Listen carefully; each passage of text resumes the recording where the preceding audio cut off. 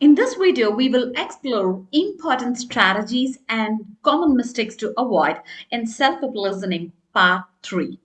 So today we are going to talk about one of the most mentally exhausting sections in self-help listening, and that is part 3, listening for information.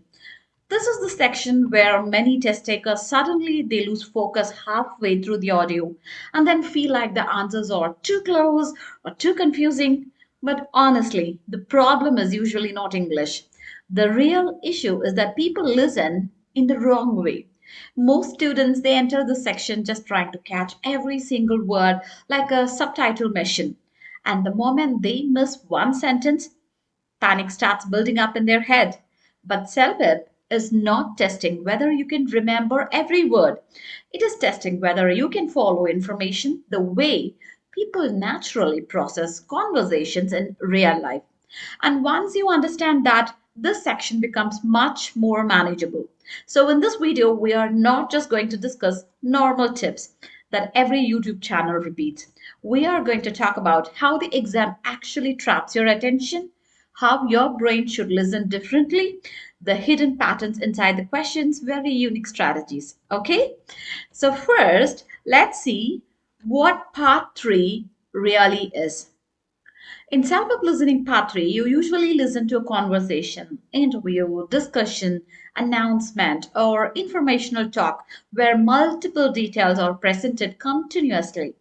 And the biggest challenge here is not vocabulary. The challenge is information overload.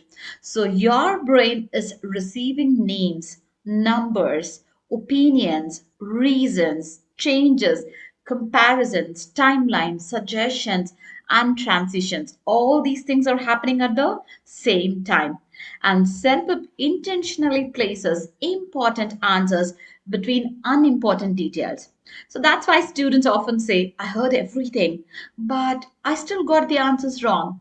Because here, hearing is not the same as filtering, right? And part 3 is really a filtering test. Now let's talk about the first strategy. So I suggest you to kindly take your notepad and pen and please make a note of this strategies because these are very important that none of the YouTube channels or none of the coaches tells you, okay? So kindly make a note of it. The first strategy here is stop listening like a student. You should listen like a detective. The strategy changes everything. Most students they listen passively, right? They wait for information to arrive. But if you want to get high score, then you should listen aggressively. High scorers constantly ask, why is the speaker saying this? What is changing here? What information sounds important? What contrast is happening? Because self loves contrast. And the answer is often hidden near words like however, but, instead, actually, revised plans, although, even though, on the other hand, right? So now I'm just going to play an audio for you. Just listen carefully. It's a small audio script. Initially, the city planned to expand the parking area beside the library. However, after receiving complaints from nearby residents, officials decided to create a public garden instead. Okay, this is a short audio clip, right? So now many of you will quickly click expand parking area because that's what you heard it first. But if you look for the answer, create a public garden because the speaker corrected the original idea and self loves testing corrected information. Okay, so your brain should always become alert whenever you hear a change, correction, replacement, or a revised plan. Because in the audio you heard initially the city planned to expand the parking area beside the library. And then the contrast word comes. However, after receiving complaints from nearby residents, they decided to create a public garden, right? So, creating a public garden is the right answer. Got it? Now, the next strategy is don't chase words. You have to chase direction. So, this is one of the biggest secrets. Students who generally struggle in part 3 usually they try to memorize sentences, but that approach fails. Instead, you have to follow the direction of the conversation. So you should try to ask yourself, are they introducing a problem? Are they giving a solution? Are they comparing two options? Or they are explaining a process? Okay, so once you know the direction, then the details become easier, right? So you should think of listening like following GPS directions. You don't memorize every building on the road, right? You simply understand where the road is leading. Got it? So the problem, solution, rejection, if there is any, then the final decision. Now let me play one more audio clip for you. The company first considered reducing employee hours to cut expenses. But after several meetings, management realized that approach would hurt productivity, so they decided to delay expansion plans instead. Okay, so here you should look carefully.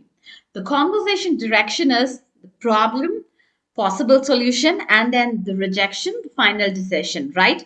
And CELPIP often ask, what did the company finally decide to do? Not what was the first idea discussed, right?